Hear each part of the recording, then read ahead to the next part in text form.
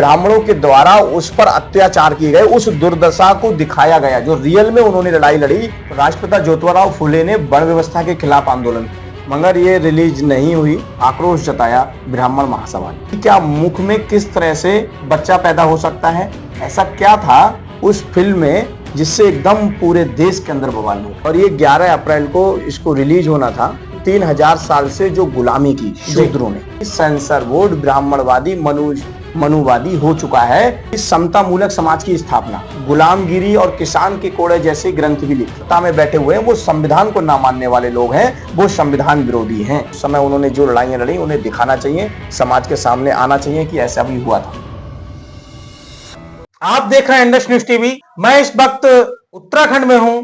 मेरे साथ मेहमान हैं उत्तराखंड से बहुजन लीडर मूल निवासी हरीश मौर्य जी। सबसे पहले तो मौर्य जी आपका बहुत बहुत धन्यवाद, नमस्कार। बहुत बहुत धन्यवाद सर, और आपके दर्शकों को, इंडस न्यूज के लिए, इंडस न्यूज की टीम के लिए बहुत बहुत धन्यवाद। सर, कल उत्तराखंड की यदि बात करें तो कल उत्तराखंड में एक बड़े पैमाने पर ब्राह्मण महासभा के लोगों ने और ब्राह्मणों ने कल सड़कों पर उतरकर जो फूले मूवी है उस फूले मूवी का विरोध प्रदर्शन किया है। साथ ही फूले मूवी के जो डायरेक्टर हैं उसके पुतला दहन भी किए हैं। आखिर इतना रोष क्यों है उस ब्राह्मण महासभा या ब्राह्मणों के द्वारा जो ये रोष जो जताया जा रहा है? वहीं अगर बात करें तो आप जो मूल निवासी कंसेप्ट की बात करते हैं, एससी एसटी ओबीसी लोगों की एक जो विचारधारा को लेकर आपकी जो पार्टी काम करती है और महात्मा फूले के लिए भी आदर्श मानते हैं आप लोग, वहीं आपकी क्या प्रतिक्रिया इसमें रहेगी? देखिए, राष्ट्रपिता ज्योतिराव फुले जी मानवता के जनक हैं और वो उन्होंने हमें शिक्षा दी। और उन्होंने सबसे पहले जो फुले मूवी बनी है ये उनके जीवन काल पे बनी हुई मूवी है, और ये 11 अप्रैल को इसको रिलीज होना था, मगर ये रिलीज नहीं हुई। क्यों? क्योंकि ब्राह्मण महासभा जो महाराष्ट्र में है, आनंद दुबे उसके राष्ट्रीय अध्यक्ष हैं। ब्राह्मण महासभा और हिंदू महासभा के द्वारा उस पर आपत्ति जताई गई जी, और सेंसर बोर्ड को उनके द्वारा ज्ञापन दिए गए। सेंसर बोर्ड के द्वारा जो 11 तारीख में फुले मूवी रिलीज होनी थी उसको बढ़ाकर उन्होंने 25 तारीख कर दिया। साथ ही उसमें उन्होंने कुछ आपत्तियां जताई, आक्रोश जताया ब्राह्मण महासभा ने। वो क्या थी? जब भी टेलर फुले मूवी का रिलीज हुआ तो जब टेलर होते ही क्या हुआ, बवाल मच गया।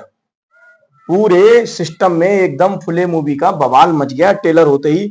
अब उसमें था क्या, ऐसा क्या था उस फिल्म में जिससे एकदम पूरे देश के अंदर बवाल हो गया? उसमें जब वो टेलर जो था हमारा, उस टेलर में था कि उसमें चर्चा थी 3000 साल तक से पहले, 3000 साल से जो गुलामी की शूद्रों ने जी, उन्होंने उसमें 3000 साल एक वो दिया गया है कि 3000 साल से शूद्रों ने जो गुलामी की, और जाति व्यवस्था की में जो शूद्रों की दुर्दशा थी उस पे भी उस टेलर में बताया गया। साथ ही शब्दों पर उस ब्राह्मण महासभा ने शब्दों पर ऐतराज जताए। क्या ऐतराज जताए? उन्होंने कहा कि महार, पेशवाई, मनुस्मृति जैसे जो वर्ड थे उनको हटाने की बात कही। साथ ही मतलब वो जो मूवी है उस मूवी के अंदर कट लगाने की बात, बिल्कुल कट लगाने की बात कही। और वहां पर एक बच्चा राष्ट्रमाता भारत की प्रथम शिक्षिका सावित्रीबाई फूले के ऊपर गोबर फेंकने का भी सीन जो है जी, तो इसको सेंसर बोर्ड को उन्होंने, संगठन ने ज्ञापन दिए ब्राह्मण महासभा ने, और उन्होंने कहा कि हमारे जो आस्था है उस पे वो हो रहा है, ये जातिवादी जो है जाति व्यवस्था है, आप उसको बढ़ावा दे रहे हैं, ये उनका कहना है। मगर ये बिल्कुल गलत है। उनके द्वारा आक्रोश बिल्कुल गलत है, क्योंकि जो रियल है वो सेंसर बोर्ड को दिखाना चाहिए, और दिखाना था, मगर उन्होंने उन शब्दों पर उन पे कटिंग की है, और ये बिल्कुल गलत है। क्योंकि जो आज सेंसर बोर्ड है वो भी सेंसर बोर्ड ब्राह्मणों के द्वारा जिस प्रकार 3000 साल से शूद्रों के साथ जो दुर्दशा थी, हमें लगता है ब्राह्मण भारी था, अपने को उच्च मानता था। आज भी सेंसर बोर्ड ब्राह्मणवादी मनुवादी हो चुका है, जो आज उनके लिए जो सच्चाई दिखाने से भी डरता है। लेकिन सर अब तो भारत के अंदर संविधान लागू है, संवैधानिक राष्ट्र है ये, तो यहाँ पर फिर जातीय बड़ व्यवस्थाओं का कोई मानक नहीं रह जाता है। फिर भी आज इस तरह से जो एक विचार ब्राह्मणों के द्वारा जो विरोध चल रहा है, क्या लगता है आपको? जो सेंसर बोर्ड है, कहीं ना कहीं सेंसर बोर्ड फिर संविधान के प्रति संविधान के रूप में काम नहीं कर पा रहा है। एक्चुअली क्या आज भी देश के अंदर जी बड़े बड़े पदों पर, चाहे वो फिल्म इंडस्ट्री हो, चाहे वो हाई कोर्ट सुप्रीम कोर्ट हो, चाहे वो लीडरशिप हो, आज जो मनुवादी व्यवस्था पर आधारित चल रही है, चाहे वो जिस समय जो सत्ता पर बैठे हुए शासक हैं, पार्टियां हैं, वो सब उनके अंडर से चल रहा है और वो उस व्यवस्था को मानते हैं। और उसमें फुले साहब ने, हमने कहा कि मानवता के जनक, उन्होंने ऐसी मानवता दी जो संविधान में लिखा हुआ है जी। कि समता मूलक समाज की स्थापना। पहले क्या था, जो मनुस्मृति का जो नाम लिया, वहां पर मनुस्मृति, फुले साहब ने मनुस्मृति की बात कही और फुले साहब ने गुलामगिरी और किसान के कोड़े जैसे ग्रंथ भी लिखे। जी और मनुस्मृति में क्या उन्होंने उसमें दिखाया गया, उस समय उन्होंने जो लड़ाई लड़ी वो वर्ण व्यवस्था के खिलाफ लड़ाई लड़ी। जी। और वर्ण व्यवस्था क्या थी? वर्ण व्यवस्था ये थी, ये फुले साहब ने गुलामगिरी अपने ग्रंथ में लिखा है और उस वर्ण व्यवस्था में मनुस्मृति में लिखा है कि जो ब्राह्मण है वो ब्रह्मा के मुख से पैदा हुआ। अब सोचने की बात है कि क्या मुख में किस तरह से बच्चा पैदा हो सकता है, ये इस तरह से। और एक मनुस्मृति मेरे सामने है, मैं आपको दिखाना चाहूंगा। इस मनुस्मृति में लिखा है, ये पेज नंबर 45 है और 45 में लिखा है, प्रभु ने शूद्र को एक ही कर्म दिया है जो इन चारों वर्णों का निष्कपट होकर सेवा करे। मतलब जो ऊपर के जो वर्ण हैं, ब्राह्मण क्षत्रिय वैश्य, उनका जो शूद्र वर्ण है वो उनकी सेवा करने के लिए बनाया गया है। और एक ये दिया है कि पृथ्वी पर जो कुछ भी पृथ्वी पर धन है, ये आपको मिलेगा मनुस्मृति 46 नंबर पेज।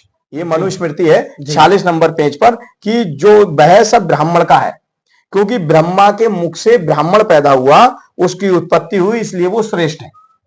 तो इस तरह की जो मनु जी ने जो मनुस्मृति लिखी और शूद्रों के साथ जो दुर्दशा हुई। लेकिन सर अब तो भारत में संविधान है ना, पहले मनुस्मृति हुआ करती थी, लेकिन अब तो संविधान है, तो संविधान के प्रति सब कुछ चल रही है, संविधान के अनुकूल सब कुछ पूरे भारत में हर चीज को देख रेख में है। तो सारी चीजें आप फिर मनुस्मृति के लिए, बात है कि आखिर मनुस्मृति की बात आप जब कर रहे हैं तो भाई और भी जो ग्रंथ हैं इस भारत के अंदर, एक तरफ कोई किसी व्यवस्था को लेके चलता है, कोई किसी कुरान शरीफ को लेके चलता है। खैर इन सबको मुझे लगता है इस मूवी से क्या हमको देखना मैं भाई सर, मैं वही बताना चाह रहा हूं। जो वर्ण व्यवस्था थी, उन्होंने जो राष्ट्रपिता ज्योतिराव फुले ने वर्ण व्यवस्था के खिलाफ आंदोलन करा। और जो शूद्र वर्ण था, जो इस देश का मूल निवासी था, खास तौर पे आज वो SC ST OBC और कन्वर्टेड माइनॉरिटी के रूप में इस देश में रहता है, उसको शूद्र वर्ण व्यवस्था, शूद्र नाम दिया इस ब्राह्मणों के द्वारा। और ब्राह्मणों के द्वारा उस पर अत्याचार किए गए, उस दुर्दशा को दिखाया गया जो रियल में उन्होंने लड़ाई लड़ी। इस पूरे जो वंचित समाज था, जो शूद्र वर्ण था, उसके खिलाफ लड़ी। और शूद्र अति शूद्रों पे जो दुर्दशा हो रही थी, उसको उनको उस व्यवस्था से उन्होंने उनको निकाला। ये उनका मेन मकसद था। उस समय जब उन्होंने शिक्षा का काम किया, तो सावित्रीबाई, दूसरा जो सीन आता है, बच्चे को, एक ब्राह्मण का बच्चा उनके ऊपर गोबर फेंकता है।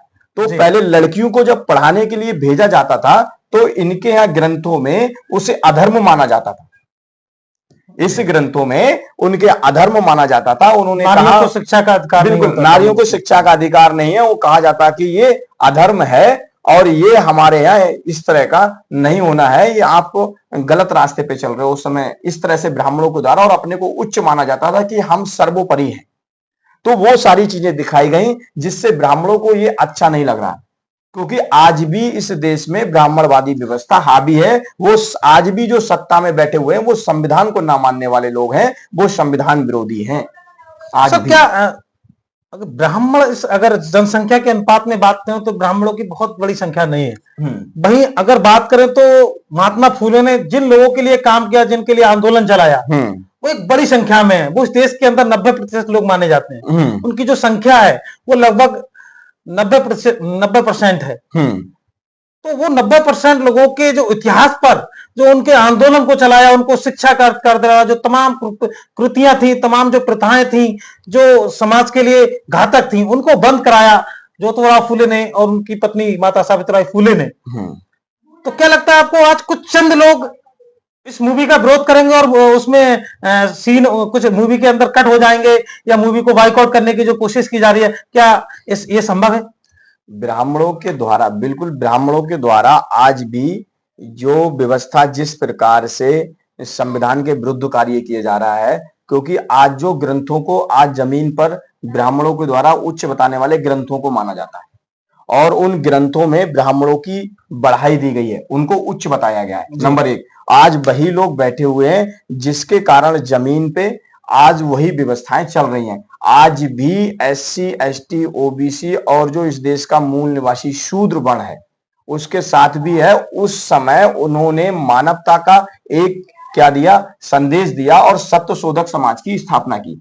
राष्ट्रपिता ज्योतिबा फूले ने उसमें क्या किया, राष्ट्रपिता ज्योतिबा फूले ने कहा कि शूद्र अति शूद्र, उस समय जो लड़कियों की विधवा विवाह को उन्होंने कहा, जो लड़की विधवा हो जाती थी पुनर्विवाह उन्होंने करवाया। उन्होंने दासी प्रथा जैसी व्यवस्थाएं की और कम उम्र में जो शादी कराई जाती थी वो सारा काम किया।